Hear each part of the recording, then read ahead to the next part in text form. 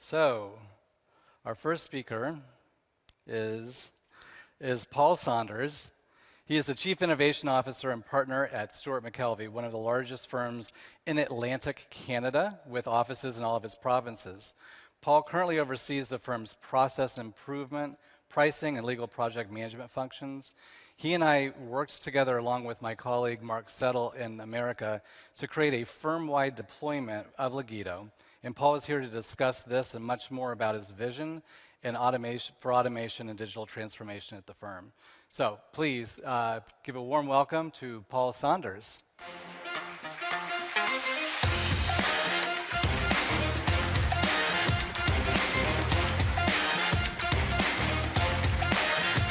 How you doing? Hi, everybody. Really great to be here. So what I'm going to be talking about for the next 30 minutes or so is a story, our document automation journey over the last couple of years.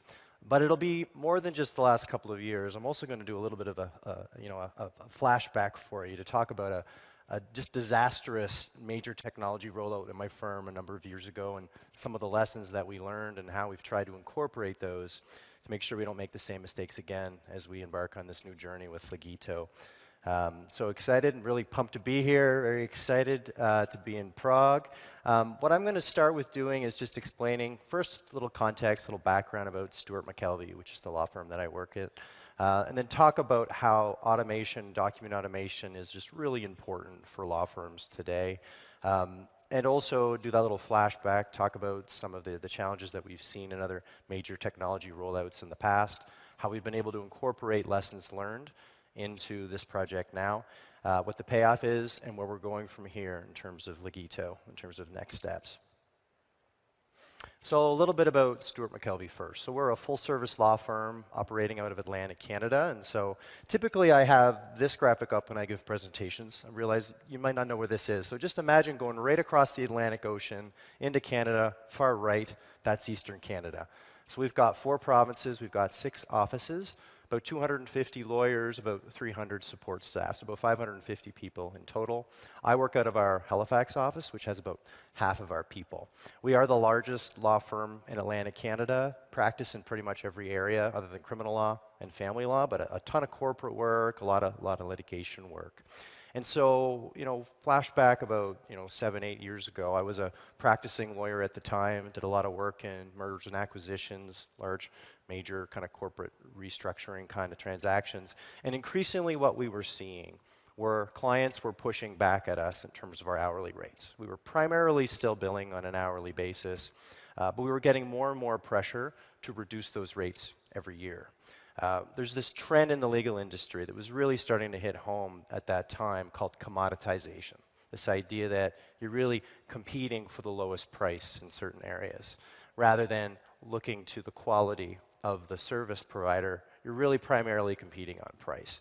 And certain practice areas were being impacted by that more than others. So these pressures really put a lot of considerations into our heads about what we do about this. How do we respond to these evolving challenges? It really meant that we needed to start looking at ways to be efficient, where our clients weren't necessarily going back to us because of the relationships that they had with our partners, but more looking for the most effective price. And there's sophistication in our clients that just meant that we had to up our game and had to evolve our business model and start to offer alternative pricing structures, try to use innovation to become more efficient so they weren't in a position where we have to write down our fees at the time of billing. So we decided at that point, back in 2015, to create our practice innovation department. At that time, I had been a partner, just made partner, a corporate partner in the firm. And I left my practice, handed away all my clients, and took on a new role at that point as practice innovation partner. Now I'm referred to as our chief innovation officer. And at that time, my boss, our CEO, had been a mentor of mine. And so it was pretty apparent we needed to up our game. We needed to embrace innovation to respond to these challenges that we'd been seeing in our market. And at that point, we articulated a strategy, what we called our practice innovation strategy, which was to create a culture of continuous improvement, learning, and change to respond to the evolving expectations of our clients. It really is about our clients and making sure that we are delivering what they are expecting as that evolved, new pricing models, discounted hourly rates. And so we also appreciated at that point that you can't just innovate in a vacuum. innovation typically kills hours. And if your pricing model is based upon hours, you've created a whole bunch of disincentives that you're just going to hit a wall eventually. So we realized we needed to look holistically if we were going to be successful in embarking on this journey and implementing this new strategy. Process improvement was obviously going to be a key component. Mapping out our processes, identifying our wastes, streamlining, and document automation obviously plays a critical role in that, in terms of eliminating risk, improving quality, and speeding up processes. We also needed to implement those supporting technologies in order to do that. We implemented our new intranet, which was really kind of the mechanism that delivered our tools to our lawyers and staff members. But we also knew, again, that innovating kills hours. So if you're billing on an hourly basis, you need to have an advanced pricing function. So we started to explore different pricing alternatives, looking into profitability analysis to come up with the right structure that actually would create incentives for our lawyers and for our clients to use these new technologies. And we created our new financial dashboard system. We started to embrace project management and scoping and making predictions about hours and really trying to up our game in terms of aligning our interests with the process improvement initiatives we had. But we also needed to make sure that we were compensating our partners for utilizing these tools. So we actually created a structure where we pay our partners, we pay our associates to be engaged in innovation.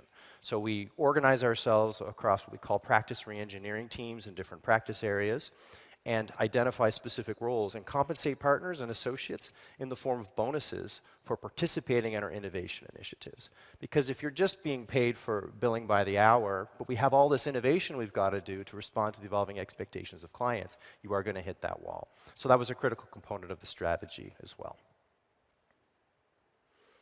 So let's talk a little bit more about automation and why it's so important. What we're increasingly seeing in certain practice areas with, like I said, this trend towards commoditization. And so if you wanted to get a simple will, the market is only going to bear $1,000, $1,500 max. So if you're billing by hourly basis, you're not using document automation, you're just manually typing out a will or copying and pasting it from different precedents, it's extremely time consuming. So it was resulting in significant write-offs at the time of billing. And we have a comprehensive financial dashboard system that my team put together. What we were seeing is year over year, steady decreases in our realization, meaning that what percentage do we recover of our full hourly rate? Over time, because of those pressures from clients, those percentages were going down, down, and down. And in a practice area like estates and trusts, or commercial lending, or the banks were really scrutinizing our fees and demanding more cost certainty, it became essential that we maintain quality while reducing the cost. And document automation is a great way to achieve that. By coming up with a standard form of document, fill out a questionnaire, hit a button, generate a vetted quality document that would have taken far longer, it was in our economic best interest to start to explore document automation to align with all the other initiatives that we had underway at that point. It was absolutely critical. So we started to explore, we started to experiment with different early versions and had some early wins.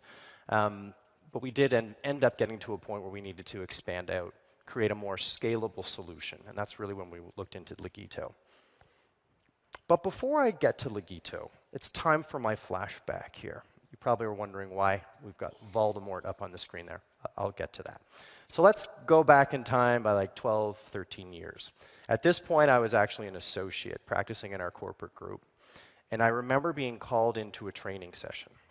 Didn't have any idea what it was for, practice management software training. So I just show up in this room, a bunch of my colleagues.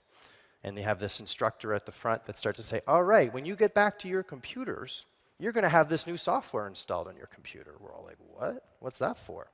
And then the next 2 hours, I'm sitting there sweating, nervous. I was trying to get a big purchase agreement out for a closing that was happening later that week, and just started to get really panicked because I didn't know what this was. I don't know why I was here, and I could instantly see inefficiencies building up and was really frustrated. So this was an implementation of a new practice management software that had largely been driven by our finance and IT teams to try to make the back office function a little bit easier. But it hadn't been communicated to the lawyers and to the staff members. We had no idea why we were there, and we absolutely rejected this. it was a complete disaster. Everyone was sitting in these chairs, nervous, looking at the screen, and like, what are we doing? Why are we doing this? And many of the folks, when they got back to their desks, just refused to use it, called up IT, delete this terrible software from my computer. I am never using this. Why are we doing this? So it was an absolute complete disaster. And what happened, funnily enough, a couple of weeks, it just went away. It just got deleted from everybody's computer. We never heard about it again.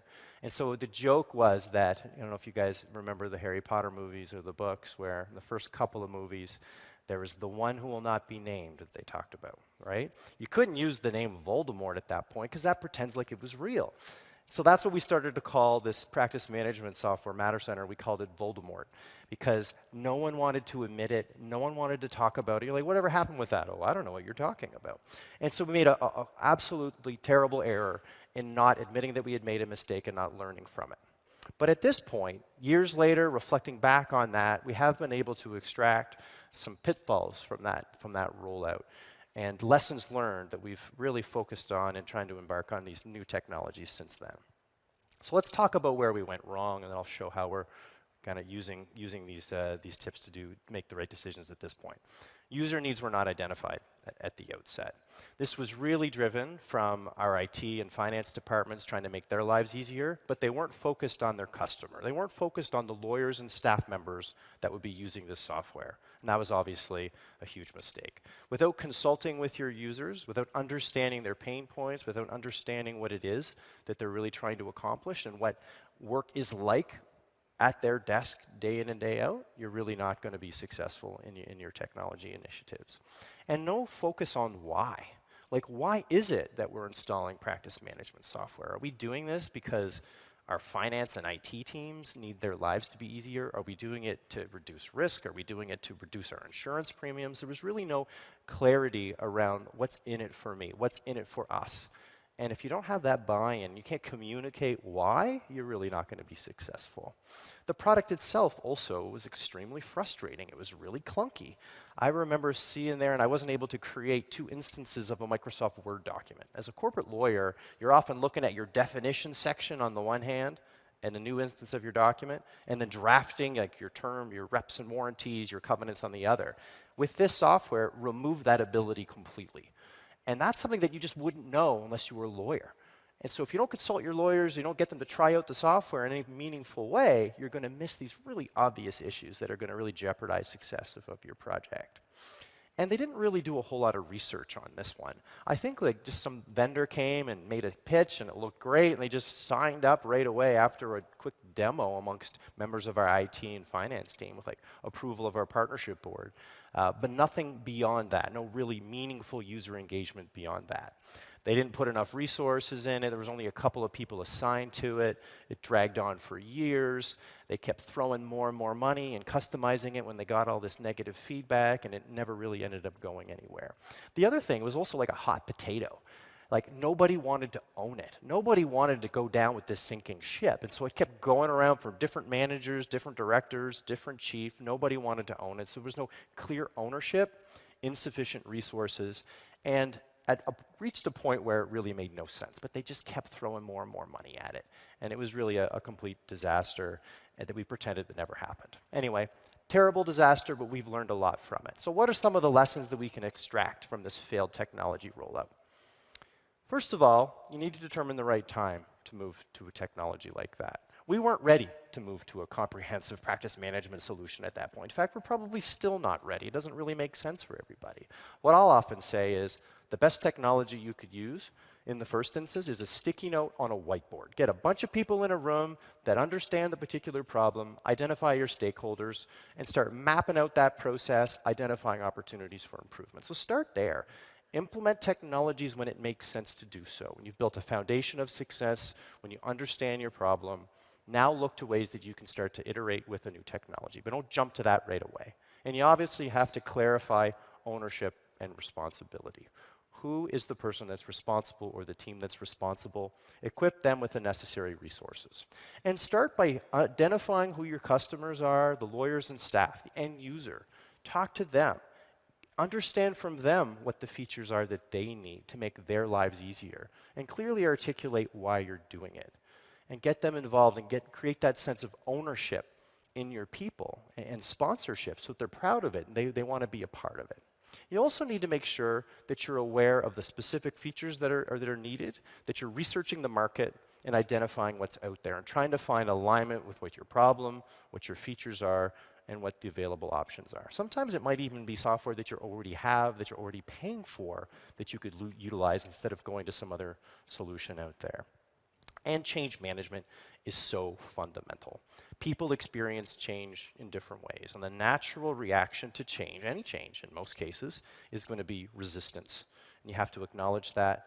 You need effective ownership and leadership, sponsorship, and you need effective communication and bring people in from the very beginning. And it's important to embrace this concept of continuous improvement and iteration. Incremental improvements with people and buy-in from the very beginning is a great way to make sure that these projects are successful. So with all those lessons learned and all those terrible things that happened with Voldemort, here's the way that we've approached our Legito project over the last couple of years. The first thing we did is we made sure we had funding lined up for a document automation tool and made sure that we made the business case. This is something that's necessary. This is why. Because of the pressures that certain areas are having, because of the evolving expectations of clients, it's absolutely fundamental that we can incorporate document automation into our workflows. We struck a working group, incorporated a number of different lawyers, staff members, ultimate end users to get all those different perspectives in place. We then identified and extracted the key features that we needed in a solution.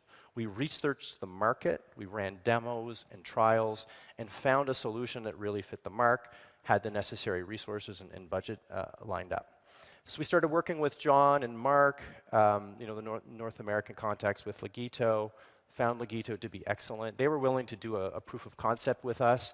They automated a couple of documents out for us for free, gave us access to the software for 30 days, and extended even longer because we wanted more consultation, we wanted more user engagement in that process, and had some wins early on.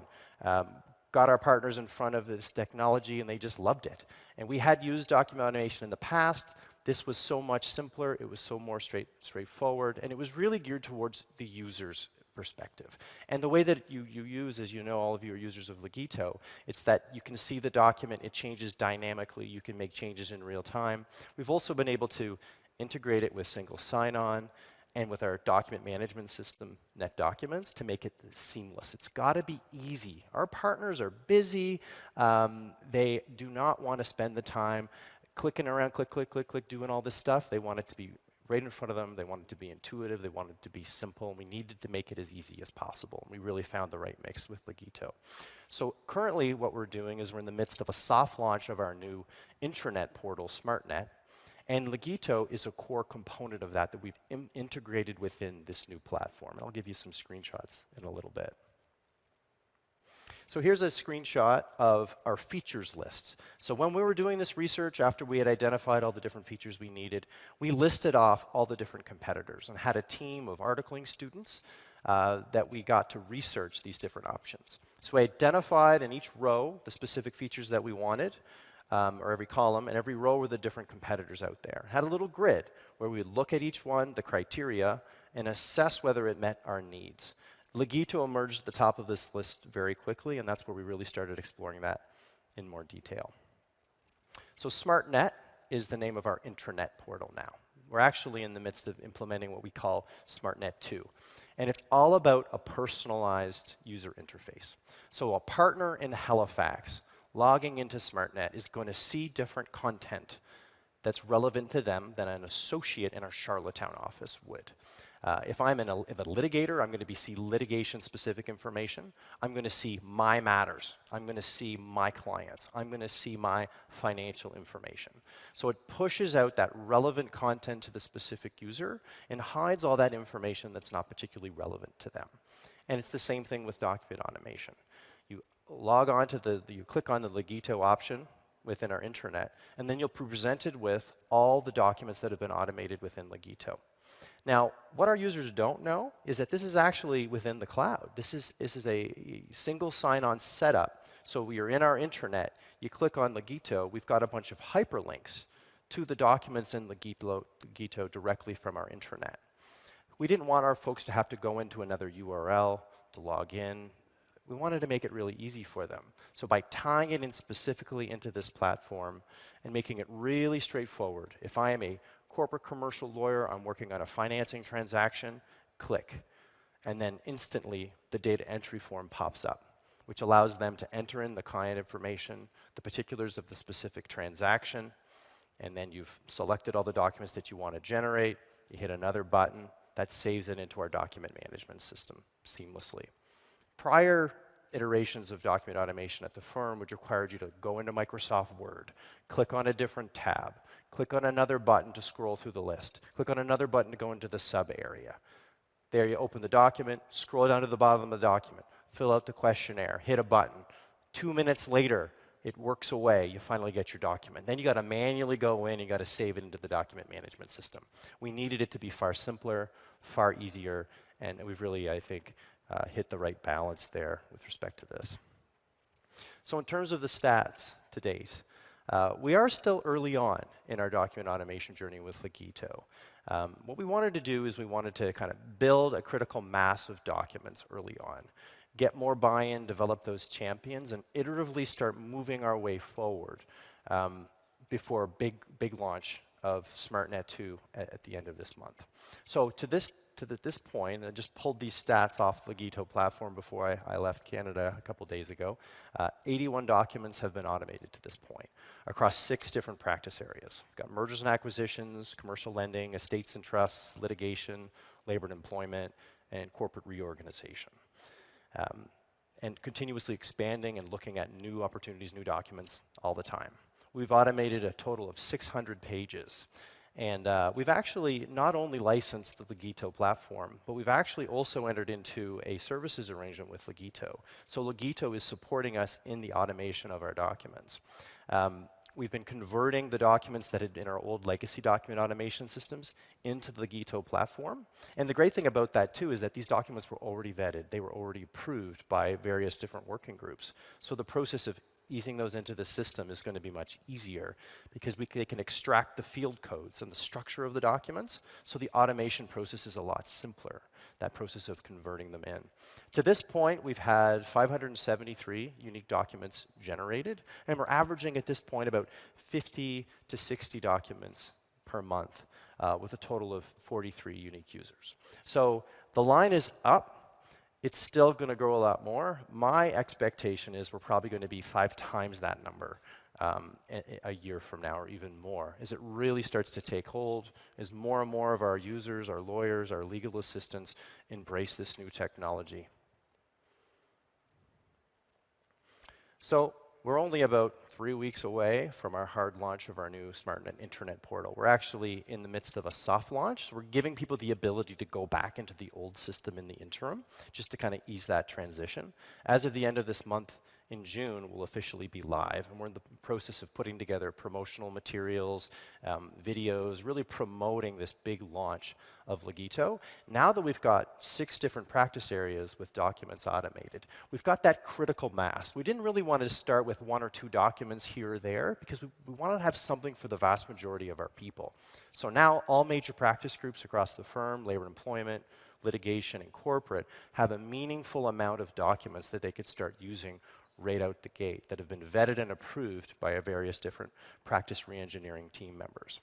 And we are actively now looking for more partners, more associates to partner with us. So a part of my role is to meet with partners, meet with associates, promote what it is we do in our practice innovation department. And every meeting I have with them, I always will ask, so do you have any documents you want to have automated?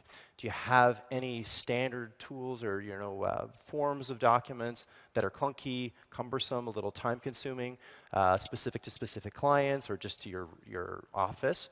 And actively promoting and encouraging people to send us their documents. And if they're prepared to work with us, vet them, approve them, and kind of get that buy-in in their different offices, like I said, we're prepared to compensate them for it. We make a case at the end of the year. They can be paid both under our associate comp system and our partner compensation system. And always looking at expanding to more and more practice areas over time.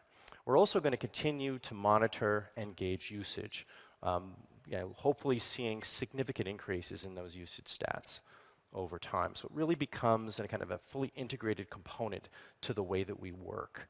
And I do think that that's one of the big advantages to Legito, is that it's just so integrated, it's so simple. A couple of clicks from where you're going to be anyway, you're going to have your hands on the documents that you need. And it is also that we continue to focus on this idea of a holistic way of implementing this strategy. You can't just focus on document automation only. You need to make sure you have aligned pricing structures in place. You need to make sure that you're incorporating and promoting that into your RFP responses, that you're embracing project management, that we're continuing to compensate our partners and associates for utilizing these tools and embracing innovation. Because if you really do think of it as only that one thing, you are going to hit a wall. Eventually. You're just not going to have alignment with your incentives to get to the place that you need to be. So that's it for my formal presentation. I think John and I are going to have a little Q&A session now.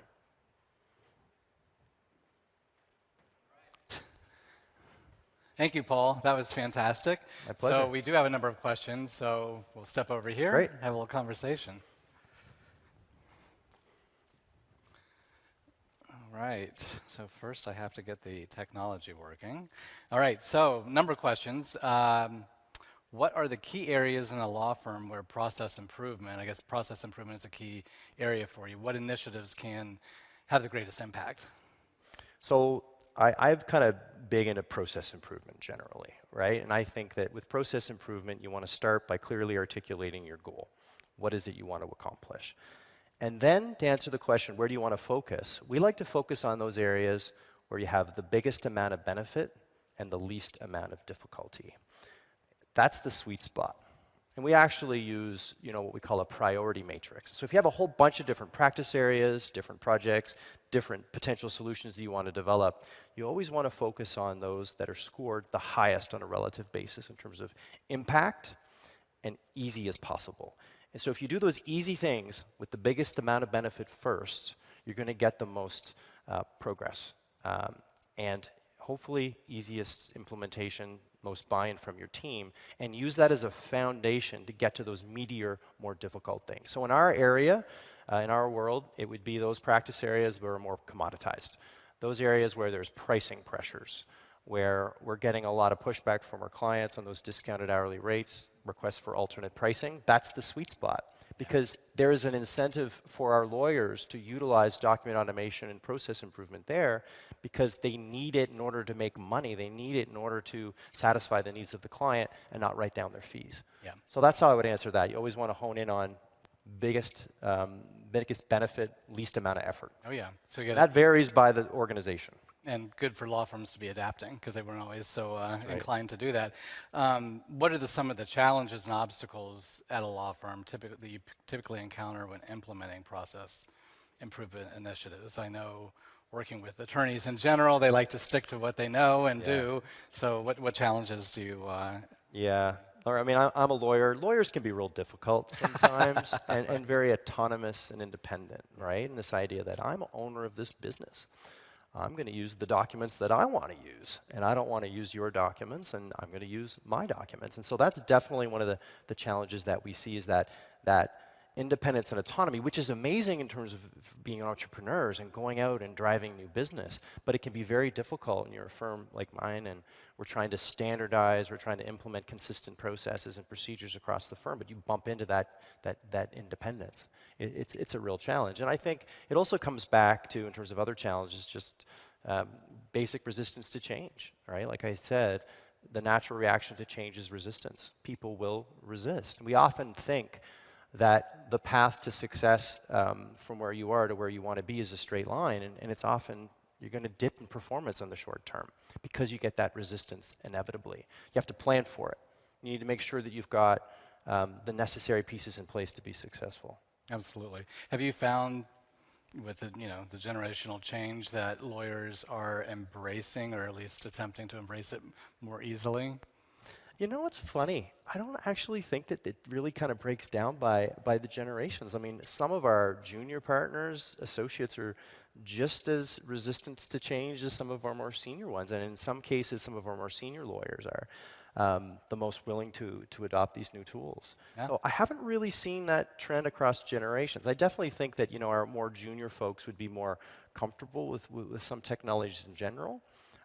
But it's not a hard and fast rule. It really depends upon the person, depends upon their interests. And a lot of lawyers just love the law. They want to practice law. Like, I don't want to worry about this tech stuff. I want to focus on the practice of law. I want to advocate.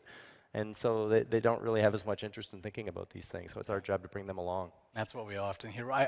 This might go along with something you previously answered, but are there specific methodologies or frameworks that are commonly used in process improvement in the legal industry? Yeah, so we would use Lean Six Sigma, which is kind of a merge between Lean and Six Sigma, which really focuses on your customer. And I've kind of weaved in some of those concepts in my presentation, but you really want to focus on who your customer is, who is receiving the value from the process. You want to be able to map out, visualize the current state of that process. You want to be able to spot the waste, where there are defects, where there's errors, where you're not utilizing your people effectively, when you're processing things too much, when you're waiting too long. And identify those wastes, identify those issues. Again, I mentioned in my presentation, you want to sticky notes and a whiteboard are the best technology you could possibly start with. By visualizing that current state, spotting those wastes, getting everybody into a room, and having a conversation about where you need to focus your efforts.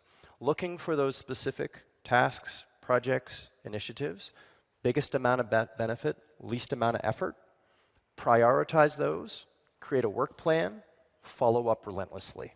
That's how I would kind of boil down our approach to process improvement and the toolkit that we use, and we use that across the board. That's not only with working with our lawyers and staff members, but also in trying to streamline our back office functions, working with our finance team, our IT team, our HR team. We use the same basic methods.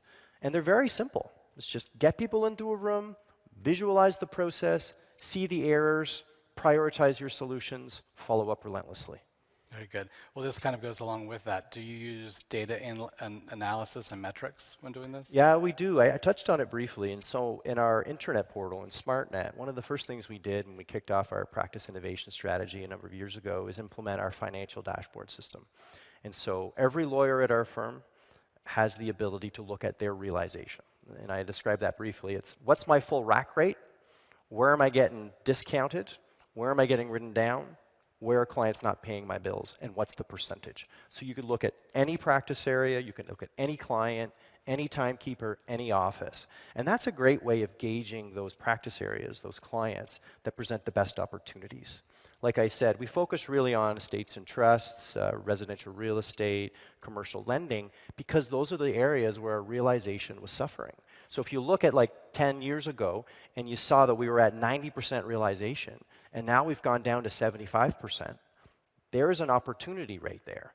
Those practicing lawyers are not getting compensated as much for their work because they're getting written down, because the clients are pushing back. I mentioned before, it's so important to focus on why. What's in it for me? What's in it for you is that your realization could go back up to 90-95%. So by understanding that data, making it accessible to people within a couple of clicks, being able to quantify that measurable outcome that we're looking for, it's a great way to prioritize and also to check and see whether you're being successful, what you're doing. And so we've really focused on estates and trusts. That's one of the big areas where a lot of those numbers are really increasing. We've automated wills, we've automated power of attorneys, guardianship appointments, and we have been using document automation before Legito. What we've seen is as soon as we started implementing document automation, our realization started to trickle up. It's gone from like 75% up to 90%, because that is an area where it really does lend itself to automation and standardization. You're burning through countless hours manually cobblinging together a will. But if you fill out a questionnaire, you've vetted it, you've approved it, click a button, instantly you're starting to see the economics come along with it. And so our financial dashboard system has been instrumental in quantifying that data, getting that buy-in, and tracking whether we're being successful. Very good.